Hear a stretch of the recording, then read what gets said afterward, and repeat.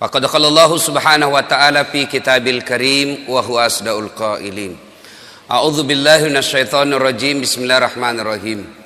Ya ayyuhalladzina amanu dukhulu fis-silmi kaffatan wa la tattabi'u khutuwatis syaitan innahu lakum aduwwum mubin. Wahai orang-orang yang beriman, masuklah engkau ke dalam Islam secara sempurna dan janganlah engkau ikuti langkah-langkah setan, karena sesungguhnya setan itu musuh yang nyata bagi kalian. Wa qala idzan, Allah kemudian berfirman, bismillahirrahmanirrahim, innallaha wa malaikatahu yusalluna ala nabi ya ayyuhalladzina amanu sallu alaihi wa sallimu taslima. Sesungguhnya Allah dan para malaikatnya, Masya Allah, Allah dan para malaikat bersalawat kepada Rasulullah Muhammad sallallahu alaihi wasallam. Maka wahai orang-orang yang beriman, bersalawatlah kalian kepada Rasulullah dengan sebaik-baik salawat. Sallallahu ala Muhammad sallallahu alaihi wasallam. Sallallahu ala Muhammad sallallahu alaihi wasallam. Suatu ketika Rasulullah sallallahu alaihi wasallam selesai sholat subuh. Seperti ini. Tiba-tiba Rasulullah naik ke atas mimbar dan pidato. Saudara-saudara sekalian, bertahun-tahun sudah kita dakwah menyebarkan Islam. Siang malam, suka duka, kita lewati untuk menyiarkan agama Allah. Mungkin sepanjang perjalanan bersama kalian, ada di antara kalian yang pernah aku sakiti perasaannya. Saya mohon, sebelum akhirnya berakhir kehidupan ini, saya minta di antara kalian, ada yang pernah saya sakiti, ajungkan tanganmu. Saya minta kalian membalas. Lebih baik hari ini daripada hari pembalasan kelak. Suasana hening. Hampir seluruh sahabat menangis, termasuk Abu Bakar Siddiq. Dalam keheningan itu, salah seorang sahabat bernama Uqasyah, dia angkat tangannya. Ya Rasulullah, saya pernah Anda sakiti. Kata Nabi, kapan? Saat itu perang. Anda naik onta, saya di samping Anda. Anda cambuk ontanya, saya kena. Hari ini saya ingin melakukan pembalasan. Sahabat semua jengkel. Wah, ini Nabi lagi sakit masih mau juga melakukan pembalasan. Maka berdirilah Umar bin Khattab. Uqasyah, kalau kau ingin melakukan kisah pembalasan, saya yang kau cambuk. Jangan kau sakiti Rasulullah. Kata Nabi, Umar, saya paham niat baikmu, tapi dosa nafsi-nafsi tidak boleh ditanggung. Duduk kau Umar. Duduk Umar. Maju Uqasyah, ditahan lagi oleh Abu Bakar. Wahai saudaraku, jika tanganmu ingin betul nyambuk, diriku kau cambuk, jangan baginda Rasulullah Muhammad sallallahu alaihi wasallam. Nabi bersabda, Abu Bakar, saya paham niat baikmu, tapi dosa tidak boleh diwakilkan. Duduk kau. Duduk Abu Bakar. Maju, makin maju Uqasyah dengan cambuknya. Lalu berdiri cucu beliau Hasan Husain.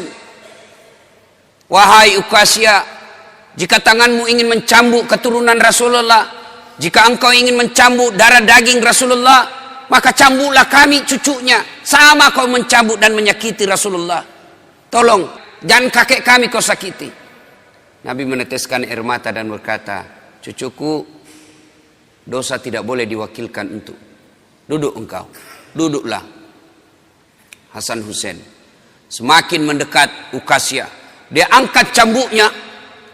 Begitu dekat, dia buang cambuknya, lalu dia peluk Nabi. Sahabat semua heran. Apa maksudmu?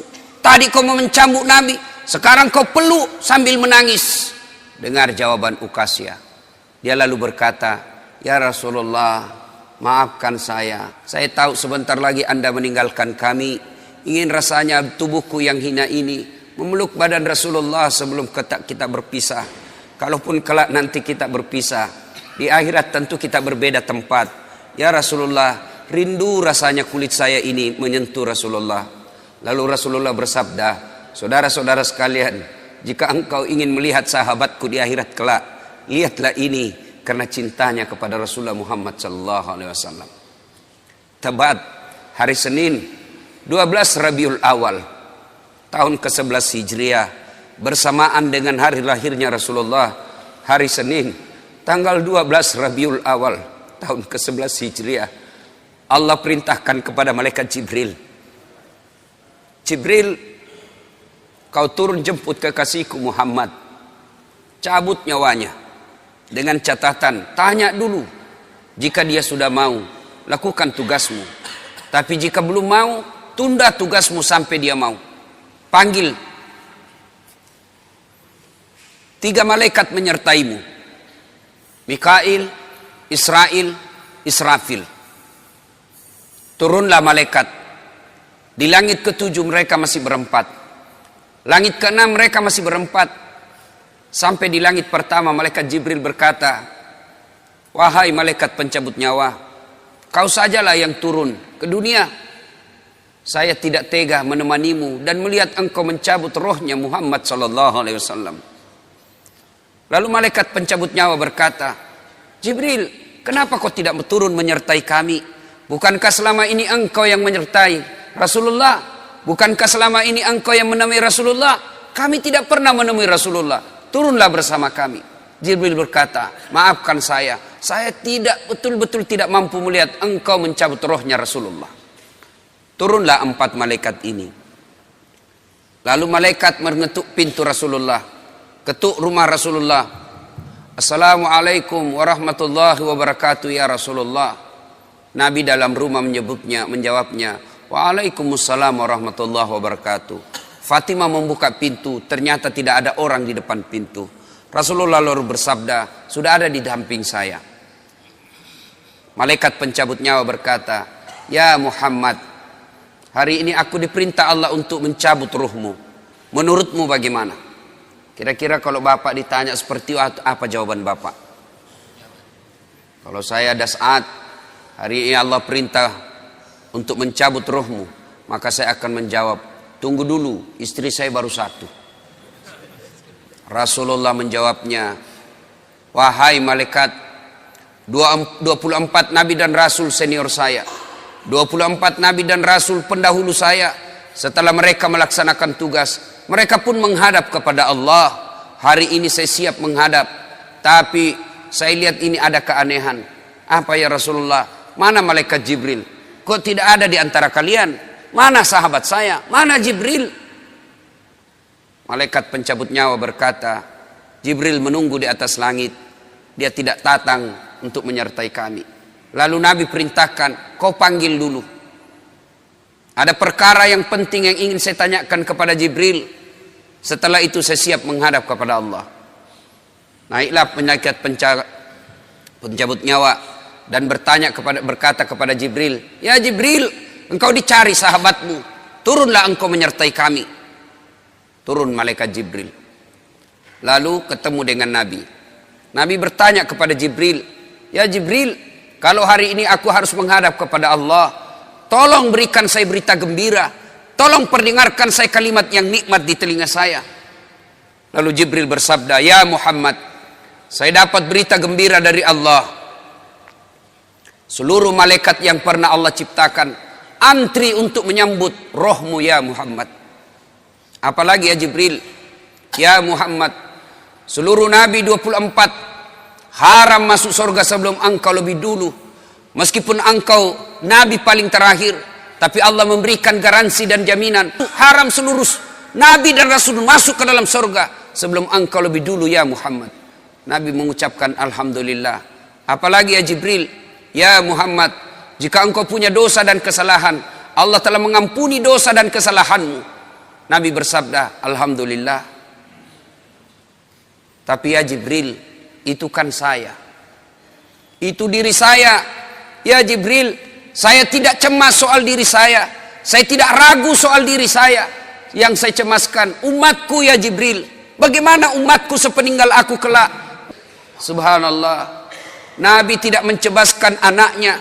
Nabi tidak mencemaskan istri beliau. Nabi tidak mencemaskan keluarga beliau.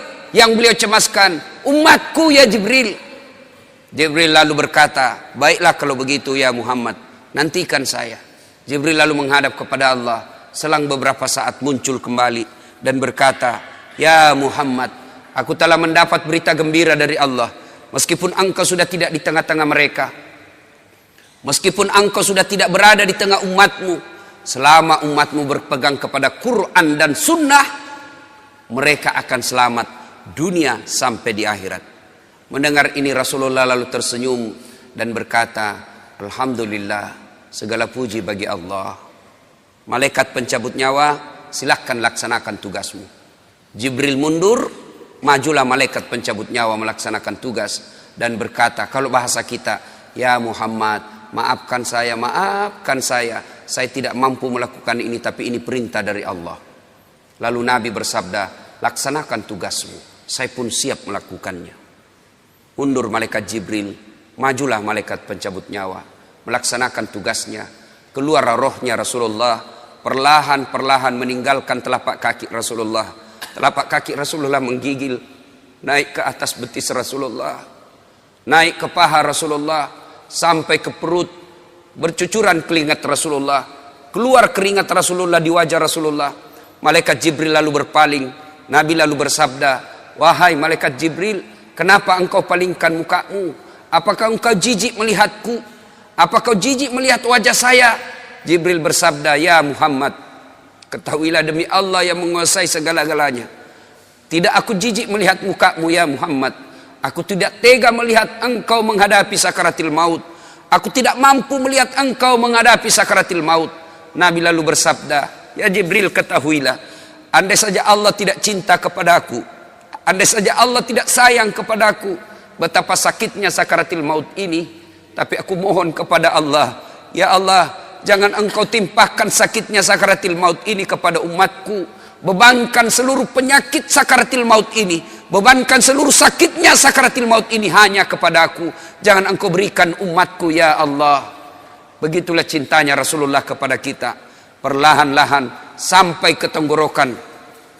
Sampai ke tenggorokan ruh Rasulullah.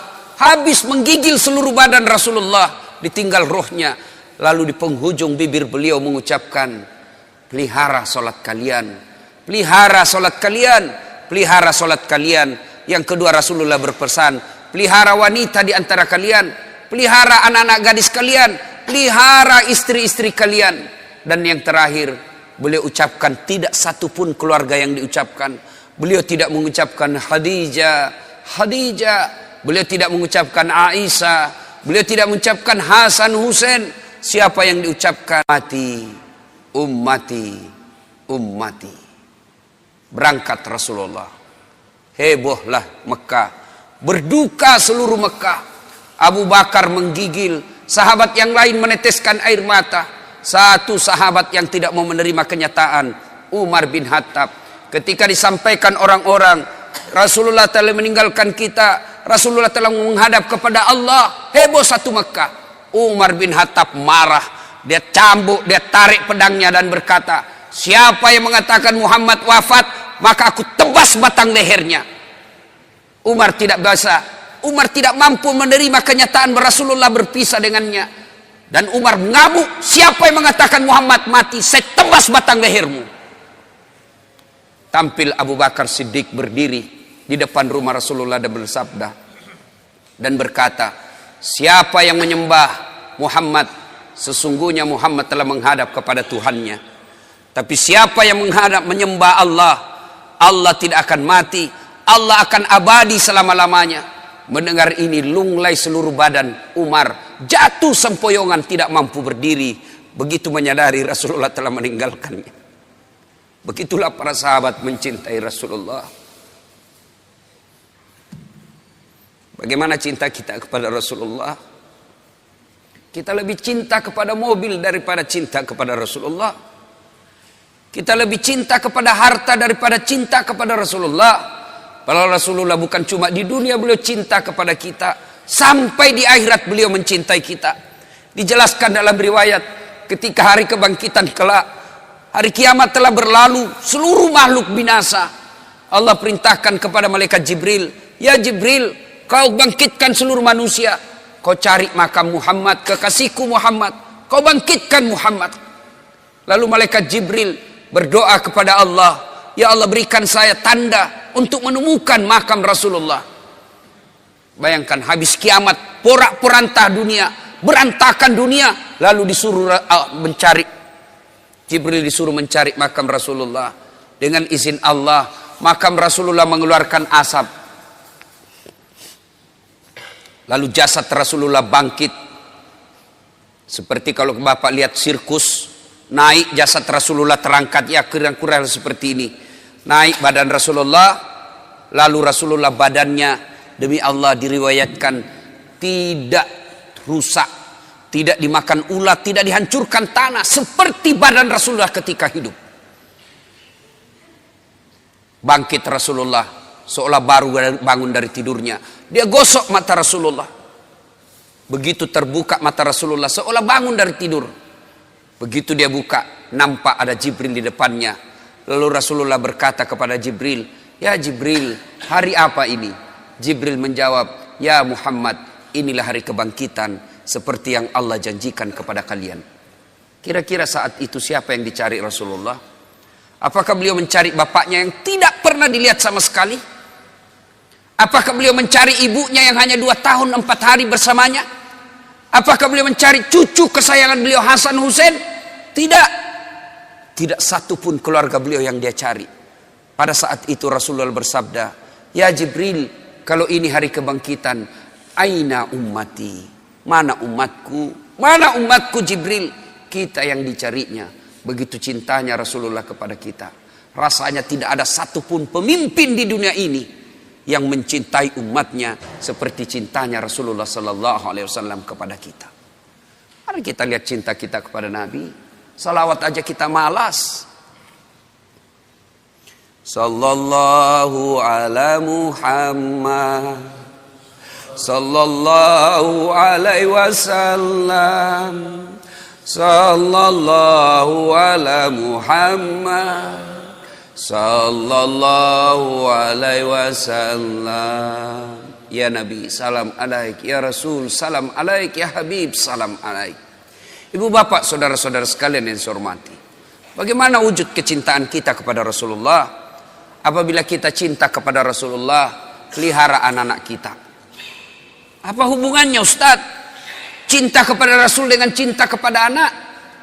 Tidakkah kalau kita cinta kepada Rasulullah, ajaran-ajaran Rasulullah, petua-petua Rasulullah, pesan-pesan Rasulullah, titah-titah Rasulullah, harus kita pelihara dan kita amalkan selama-lamanya. Bagaimana pesan-pesan Rasulullah, bagaimana perintah-perintah Rasulullah akan abadi dan selama-selamanya apabila kita tidak pelihara generasi muda. Bapak-bapak yang sudah usia-usia lanjut, ini usia-usia yang insya Allah akan selamat. Tapi bagaimana Islam ke depan? Bagaimana Islam 10 tahun yang akan datang, 20 tahun yang akan datang, 30 tahun yang akan datang? Berada di anak-anak kita semua. Maknanya, kalau anak kita tidak pelihara dengan baik, maka lambat laun Islam akan pudar di dunia. Belajar dari Spanyol. Dulu Spanyol berjaya Islam di sana. Kerajaan Islam berjaya di Spanyol. Tapi apa yang terjadi sekarang? Hilang Islam di sana. Indonesia sekarang ini bisa dikata 80% Muslim, 80% kita orang Islam di Indonesia, tapi tidak ada jaminan Islam akan abadi di Indonesia. Memang Al-Quran telah menjamin dunia ini tidak akan hilang Islam, di dunia ini tidak akan Islam, tidak ada punah Islam di dunia ini, tapi tidak ada jaminan dalam Quran dan hadis tidak akan punah Islam di Indonesia. Bila kita tidak memelihara anak-anak kita, kita tidak wariskan Islam kepada anak kita, maka bisa jadi Islam akan menjadi kenangan di bumi Republik Indonesia ini. Coba lihat sekarang anak-anak kita, Pak. Siapa yang dijadikan idola? Lee Min Ho. Siapa yang dijadikan idola? artis-artis yang tidak jelas agamanya. Coba lihat acara Ciri TV kalau ada artis yang menyanyi. Lihat anak-anak usia SMP SMA kita, rasanya mau kesurupan lihat artis. Mungkin kasar kalau saya katakan, kalau dia lihat artis cewek-cewek bilang cium saya, peluk saya, tiduri saya. Yang diidolakan, ya coba, yang datang pengajian ini orang-orang tua kan, usia-usia sakaratil maut. Mana anak-anak kita, Pak? Jangan sampai kita sudah asik pengajian, anak kita tinggalkan di rumah. Sertakan anak-anak kita dalam tablik. Kenapa ketika ulang tahun kita mampu bawa anak kita ke Jakarta, kita mampu bawa ke mall, kita mampu. Tapi ketika taklim seperti ini, kita tidak mampu membawa anak-anak kita. Nah, coba kita lihat nih fakta. Suatu ketika saya senang, Pak, bagi-bagi medsos saya ke anak-anak remaja. Supaya apa? Mereka ada tempat berdiskusi agama. Suatu ketika ada anak-anak curhat ke saya, usia 15 tahun. Ustadz, pacar saya hamil. 15 tahun, kelas 3 SMP. Saya bilang, pertemukan saya bapakmu. Kalau tidak bisa ketemu, kasih saya nomor teleponnya. Saya telepon. Saya sampaikan ke bapak orang tuanya, nikahkan. Jangan lagi ada pikiran kau gugurkan itu kandungannya anaknya, pacarnya. Saya cerita-cerita, lalu saya tanya, sudah berapa perempuan kau kasih begitu? Apa dia jawab? Sudah 5 Ustadz, tapi baru 1 ini yang hamil.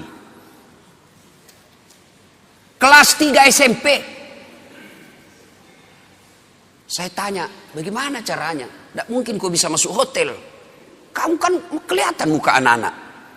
Apa jawabannya? Memang tidak di hotel Ustadz. Terus di mana? Di rumahnya itu perempuan Ustadz. Makin bingung saya. Gimana ceritanya kok bisa masuk di rumah perempuan? Apa jawabannya? Saya tahu jam-jam berapa tidak ada orang tuanya di rumahnya. Rutinitas orang tuanya saya sudah hafal. Pada saat itu saya datang ke rumahnya. Auzubillah min dzalik. Hati-hati, Pak. Kita terlalu sibuk. Tidak punya waktu untuk anak. Padahal kita cari nafkah supaya apa? Anak. Heran kan? Orang tua cari nafkah supaya anaknya baik-baik hidupnya. Tapi sayang 1000 sayang. Anaknya hanya diisi perutnya. Tidak diisi imannya. Kita terlalu bingung apa yang dimakan anak kita. Padahal demi Allah. Ada enggak di rumah ini mati kelaparan anaknya? Tolong tunjukkan saya, Pak.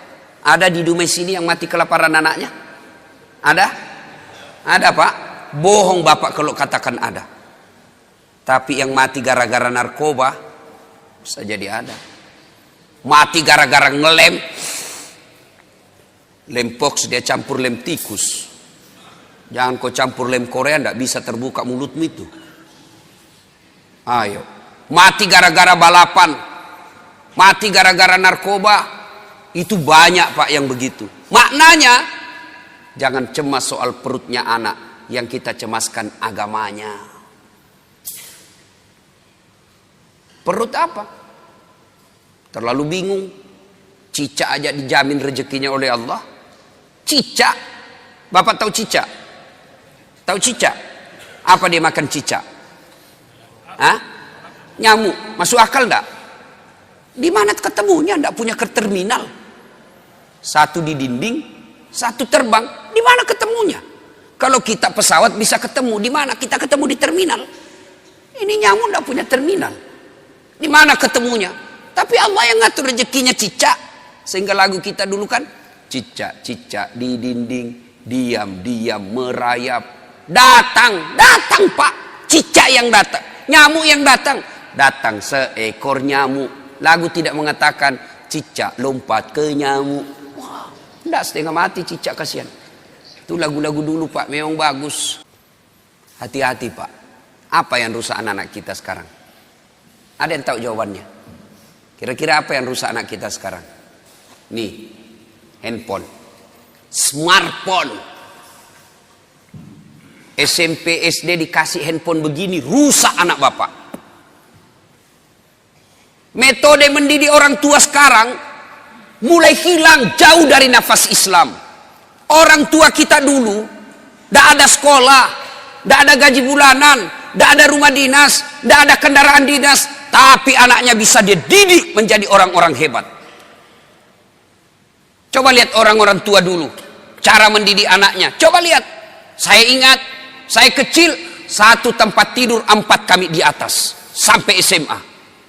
Satu tempat tidur. Tujuannya apa? Ternyata apa? Oh, menimbulkan kekerabatan, emosi di antara saudara. Apalagi ada yang menjadi spionasenya orang tua, ada jadi mata-matanya orang tua.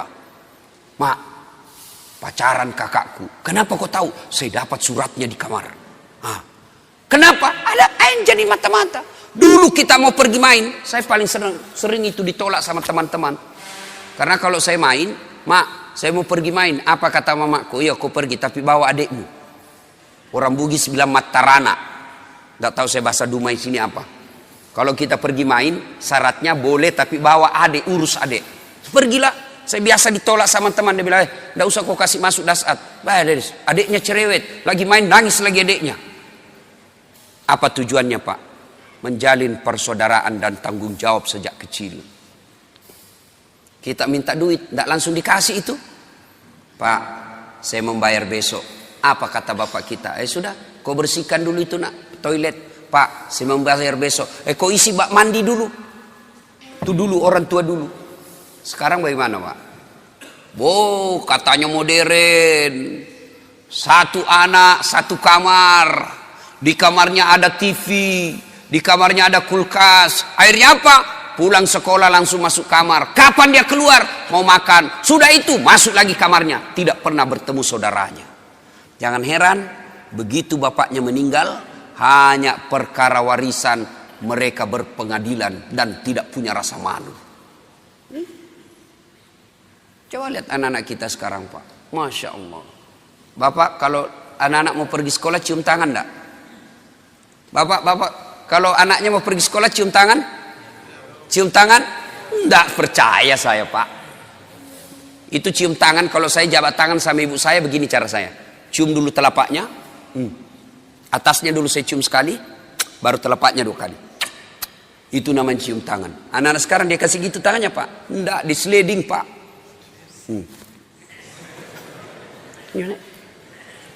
Begini saja caranya. Di kepalanya di sini. Sekali tangannya cowoknya tabek, Kak. Beleng-beleng. Hormat betul sama cowoknya, sama mamanya kurang ajar. Kalau mamanya yang telepon, nah jemput dulu ibu, bapakmu ndak bisa jemput, bapak masih sibuk di kantor. Apa jawabannya anak laki-laki? Capek mak, baru pulang kuliah. Memang enak kuliah mak, mama ndak pernah rasakan kuliah sih. Capek, saya ndak bisa. Giliran ceweknya yang nelpon, Kak, jemput dong. Tunggu dek, 10 menit saya datang. Inilah anak-anak kita. Coba, siapa yang salah? Apa sepenuhnya salah anak? Tidak, 90% salah orang tua. Bapak mau tahu enggak masa depannya dikubur nanti? Mau tahu masa depan dikubur? Lihat anak-anak kita sekarang, Pak. Kalau sudah dekat subuh, bunyi gerendel pintu. Siapa itu? Ternyata anak kita pergi ke masjid. Masya Allah, bapak sudah kaya itu. Jam 5:30, anak-anak sudah pada pulang. Buru-buru mandi, kenapa? Mau datang berjamaah ke masjid. Bapak sudah kaya meskipun bukan anggota DPR. Berapa banyak orang tua saya lihat, pejabat publik, kepala dinas, pejabat berteras, dicium tangannya sama pegawainya di kantor, dimuliakan. Mau naik mobil dibukakan pintu mobilnya. Tapi sampai di rumahnya dilempar sama anaknya yang masih SMP. Orang tua paling miskin itu. Suatu ketika Nabi menuju ke satu tempat. Dalam perjalanan menuju ke tempat tersebut, Nabi melewati pemakaman. Lalu Nabi bersabda, saudara-saudara sekalian, langkahkan kakimu dengan cepat. Sahabat melangkahkan kaki dengan cepat. Sampai di tujuan. Balik lagi Nabi, melewati rute yang sama. Sahabat ketika lewat di pemakaman, langkahkan kakinya dengan cepat. Nabi bersabda, tidak usah cepat-cepat, tidak usah buru-buru, tenang saja. Sahabat bertanya, ya Rasulullah, tadi waktu pergi kami disuruh buru-buru, kan pulang tidak lagi. Ada apa ya Rasul? Nabi menjelaskan, begini, andai saja kau diberi telinga seperti pendengaranku, kau akan tahu betapa disiksanya tadi ini orang dikubur. Waktu pergi disiksa, saya tidak tahan, tidak betah, tidak tega mendengar dia diazab. Maka saya buru-buru supaya saya tidak dengar lagi dia disiksa. Tidak tahan saya dengar dia disiksa. Balik, tidak lagi. Kenapa ya Rasul? Saya mendapat berita dari Jibril. Allah perintahkan kepada malaikat penyiksa di kubur, wahai malaikat, siksaanmu, hentikan siksaanmu. Tidak mungkin kusiksa itu orang tua di kubur sementara anaknya di dunia lagi belajar mengaji membaca. Bismillahirrahmanirrahim. Baru bismillah dengan nama Allah pengasih penyayang, baru itu dia baca, Allah perintahkan hentikan siksaanmu.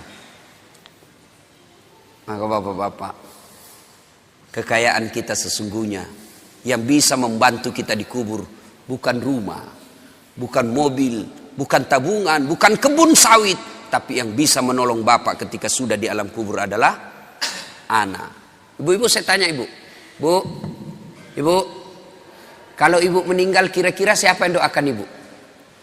Suami? 3 bulan dia kawin lagi. Ini fakta pak. Saya kan selalu belajar di medsos itu.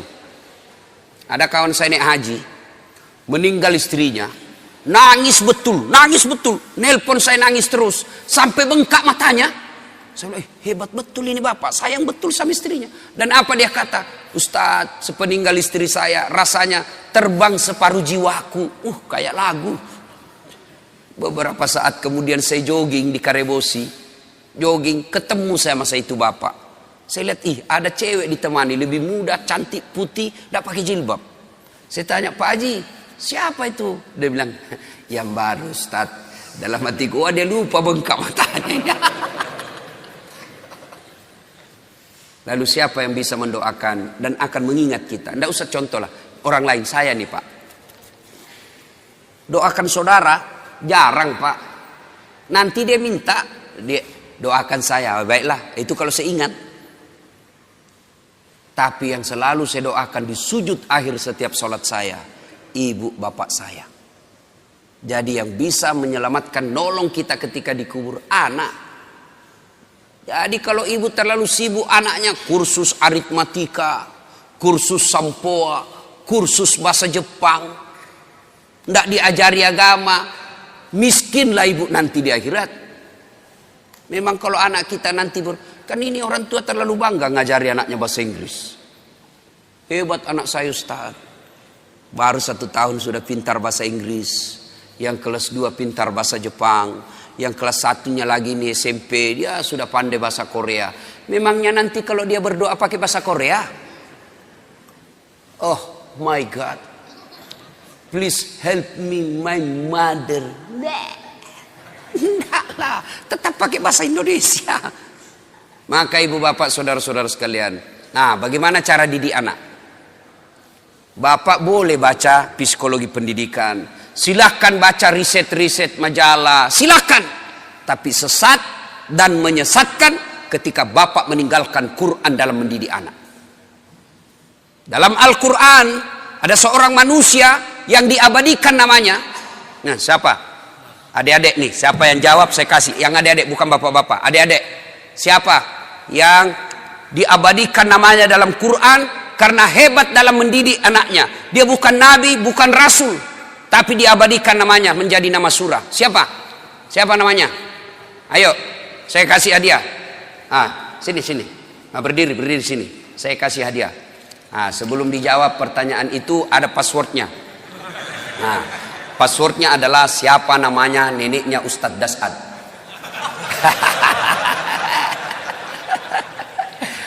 Dek ya, lain kali jawab saja sembarang, belum tentu mereka juga tahu ini nenek saya. Itu namanya kritis. Ya, ayo siapa namanya orang tua yang hebat mendidik anaknya lalu diabadikan menjadi nama surah? Siapa namanya, Dek? Dika. Oh, nama Dika dia, tapi nama yang saya maksud ya, orang tua yang diabadikan namanya dalam Quran, siapa namanya? Tepatnya Luqmanul Hakim. Sudah ada benarnya, ada apa dia? Oke, salam tangan dulu bos. Ya. Beda itu rasanya uang ustadz dengan uang Kapolres. Bapak saudara-saudara sekalian, namanya Luqmanul Hakim. Diabadikan menjadi nama surah karena hebat dalam mendidik anaknya. Nah, maka karena waktu terbatas, bapak kalau mau ibu, bapak mau mendidik anak, buka Quran, surah Luqman, mulai dari ayat 13. Allah ajarkan menurut Luqmanul Hakim, ya bunayya, wahai anakku, la tusrik billah, jangan kau serikatkan Allah. Artinya, yang pertama diajarkan kepada anak, akidah. Anak-anak kita kecil-kecil, 7 bulan, 9 bulan, 1 tahun. Mereka anak kecil kan senang lagu.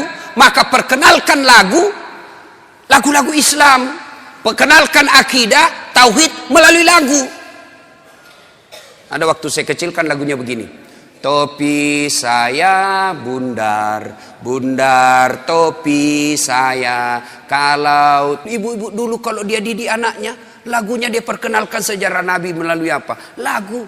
Pada zaman dahulu kala, pada zaman jahiliyah. Saya tanya ibu kue lagi nyanyi, kenapa zaman jahiliyah mak? Dia jawab, lahirlah seorang Rasul yang terakhir dan mulia. Saya tanya, siapa nama Nabi terakhir mak? Dia jawab lagi, Nabi Muhammad namanya. Siapa nama ibunya mak? Siti Aminah ibunya. Bapaknya siapa? Abdullah nama ayahnya. Di mana tinggal? Di Dumai atau Pekanbaru?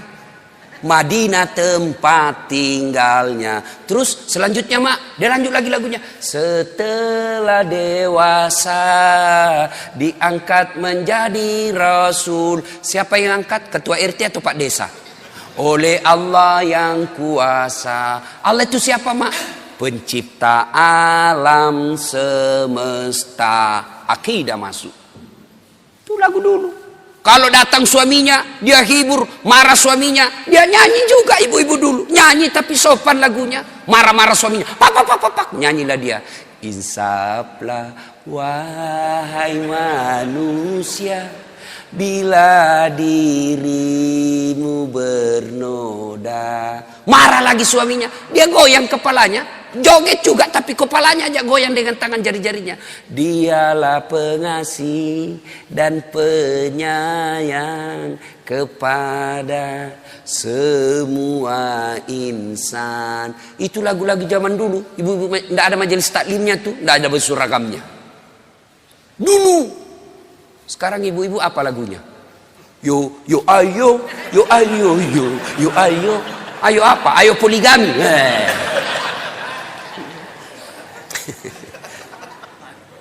Baca surah Luqman pak. Nah didik melalui surah Luqman.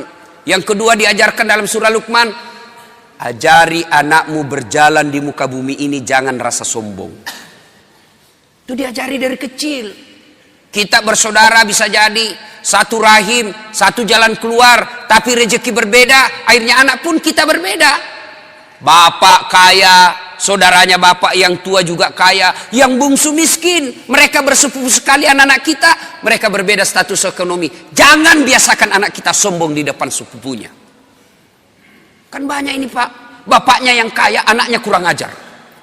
Pembantunya kasar, sopirnya kurang ajar dia. Oh, itu sampaikan, saya bosnya ini sopir, bukan kamu. Saya ini bosnya ini pembantu, bukan kamu. Jangan kau kurang ajar sama pembantu. Itu ajarin begitu. Bapaknya yang Kapolres, anaknya jadi Kapolda. Semua pegawainya, bapaknya dia perintah. Tidak boleh itu. Ajarkan kepada anak kita sopan santun. Jangan dia muka sombong di muka bumi ini. Dan seterusnya, dan seterusnya. Banyak, baca surah Luqman. Dan yang paling terakhir, jangan lupa doakan. Apa doanya anak soleh? Allah ajarkan sebuah doa kepada Ibrahim alaihissalam yang ada dibadikan dalam Quran. Rabbi habli minas solihin. Ya Allah, berikan hamba anak yang soleh. Amalkan itu. Ibu-ibu lagi suap anaknya atau cucunya, suap sambil doa. Rabbi habli, mama. Rabbi surah, Rabbi habli minas solihin. Lagi dimandi anaknya disampo. Rabbi habli minas solihin. Mau tidur anak kita, usap-usap kepalanya, Rabbi habli minas solihin. Mau pergi sekolah, dekap dia, Rabbi habli minas solihin. Anak kita bertanya, apa itu bunda? Saya doakan Nanda supaya anak jadi anak yang soleh. Sampai di sekolah mau bolos anaknya, enggak deh, saya enggak bolos. Tadi bunda saya mendoakan saya jadi anak yang soleh. Coba diamalkan itu. Ada kemanakan saya pak, sudah mau maghrib masih main bola. Saya panggil, Fatur, sudah Mina, ayo berjamaah ke masjid. Sedikit lagi om. Oke, dia main futsal. Saya tunggui. Azan maghrib, masih main bola. Terpaksa Ustaz Dasat masuk lapangan. Saya bisik telinganya. Rabbi habli minas salihin. Langsung menangis. Heran semua orang lihat. Ih, hebatnya Pak Ustaz. Dia bisik saja kemanakannya menangis. Dia tidak tahu telinganya saya bisik. Tanganku dibawa menjepit.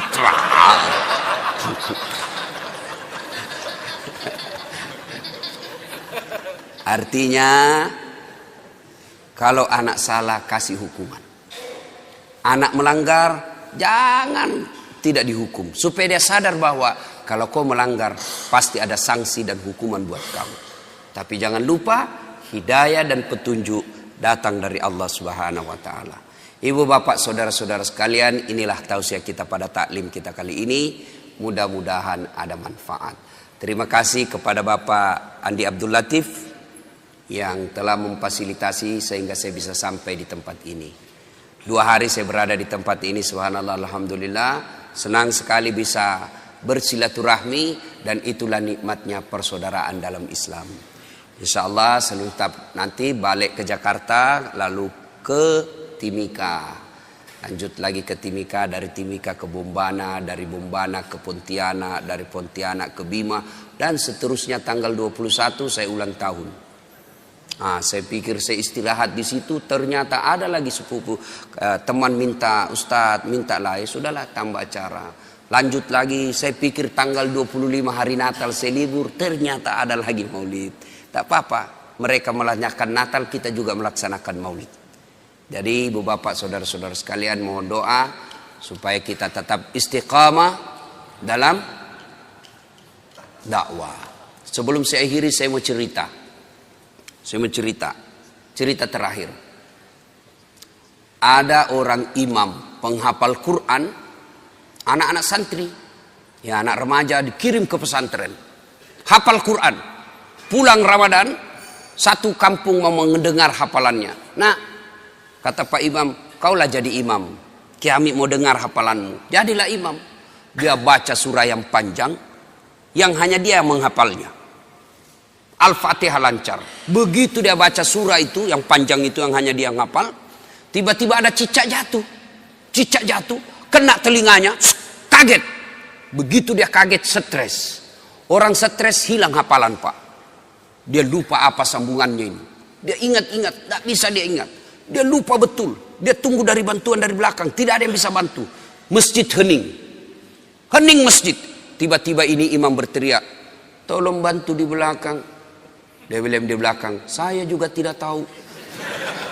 Tiba-tiba berteriak anak muda satu di belakang sekali. Dia bilang, kalau begitu ya sudah, Allahu Akbar. Kisah berikutnya. Ini fakta, saya ngalami. Waktu saya masih kecil, berjamaah asar. Ketika sujud, lama sekali imam sujud. Kenapa imam lama sekali ini? Teman saya penasaran. Sudah hampir 2 menit masih sujud juga. Akhirnya teman saya dia angkat kepalanya. Langsung teriak, wih hilang imam. Wah, ternyata imam keluar dari samping. Kacau masjid. Bubar. Selesai saya tanya Pak Imam, kenapa tinggalkan masjid? Jamaah. Dia bilang, saya kentut nak. Sebelum Pak Imam, lain kali kalau kentut kasih bangkit jamaah, angkat kepala supaya kami lihat. Dia bilang apa? Saya sengaja nak, saya malu kau lihat. Saya sengaja tidak bangkitkan kau, saya malu saya kau lihat. Kacau masjid. Apalagi saya berjamaah waktu itu KKN. Saya belum jadi ustadz. Ada kawan saya pakai gamis, pakai songkok. Saya cuma pakai baju biasa. Saya pikir, oh ini pasti anak pesantren. Jadi imam baca Al-Fatihah lancar. Begitu dia baca Al-Kafirun, saya sudah mulai bilang, berani betul ini dia baca Al-Kafirun. Dia baca, wala antum abiduna ma a'bud wala ana abidu ma abattum wala antum abiduna ma a'bud wala ana abidu ma abattum wala antum. Ini teman saya anak fakultas sastra, dia teriak, "Oi, kenapa itu tak putar-putar tidak mau sampai?" Langsung dia bilang ini juga kupikir. Kacau sholat. Ya. Kalau imam salah, berantakan satu masjid. Dalam fikih berjamaah, siapa saja boleh jadi makmum. Orang gila sampai orang waras boleh jadi makmum. Orang dewasa sampai belum balik boleh jadi makmum. Tentara, polisi boleh jadi makmum. Tapi jadi imam tidak boleh orang sembarang. Harus ketat syaratnya. Kenapa? Karena kalau imam bermasalah, batal kita punya jamaah. 2019 Indonesia milih imam. Hati-hati. Jangan milih imam karena kita satu kampung. Jangan milih imam karena satu partai. Jangan milih imam karena kita dapat proyek. Tapi pilihlah imam yang betul-betul mampu menyelamatkan negara Republik Indonesia dan melindungi umat Islam di tanah air kita. Demikian, semoga ada manfaat.